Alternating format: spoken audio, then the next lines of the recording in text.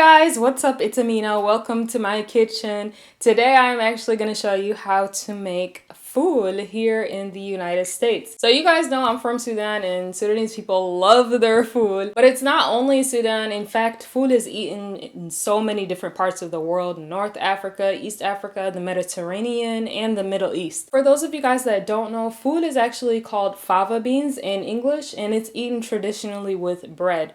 There's so many different kinds of variations and versions, and you can pretty much add whatever you want. Like you can add lettuce or tomatoes. However, for me, I actually like the flavor of fava beans, so I like to eat it most of the time plain or just with white cheese. So the ingredients that you are going to need for this food: plain food, salt, cumin, garlic powder, oil, and olive oil. If you don't know where you can buy food, then I'm going to actually show you. I'm going to take you to a place here in the Dallas-Fort Worth Metroplex. However, pretty much you just need to look for your local Arabic or Ethiopian store.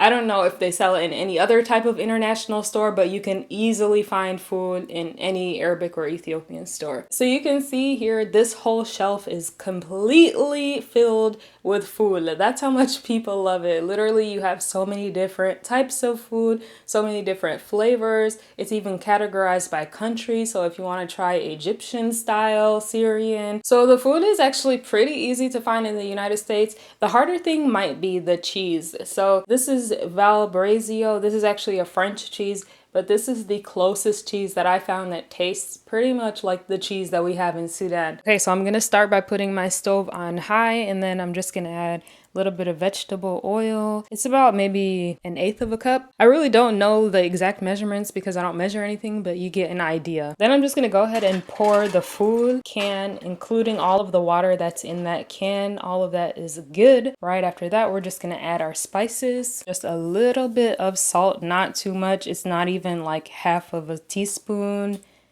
That's it. I'm gonna use some garlic powder. And then probably the most important spice is the cumin. So you definitely don't want to skip this. This is what gives it that unique food taste that we all know and love. So that's it. It's literally that easy. I'm just gonna let this boil now, maybe for about 5 minutes until it becomes nice and thick.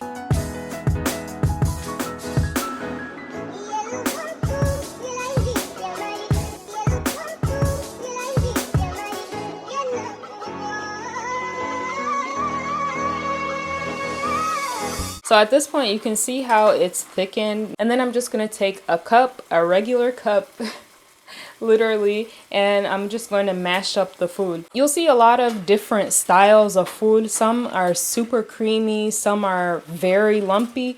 I kind of like something a little bit in the middle. And by the way, I don't know if they've invented some technology that will like automatically mash up food for you. I just use a cup. That's how my mom did it, so that's how I do it. So that's pretty much it. It's finished after this. I'm just going to transfer it onto a plate. And then at the very end, I like to add olive oil on the top.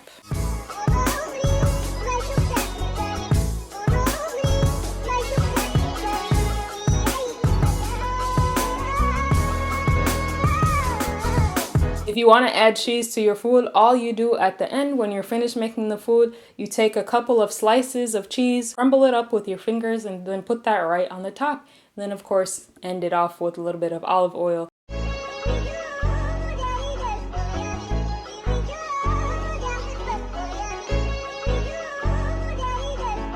So I'm just gonna try this out on camera.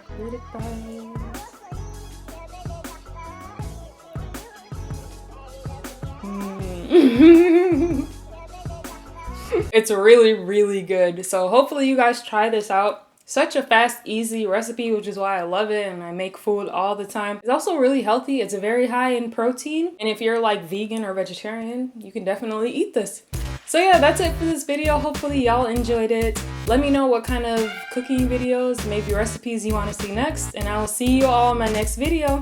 Bye!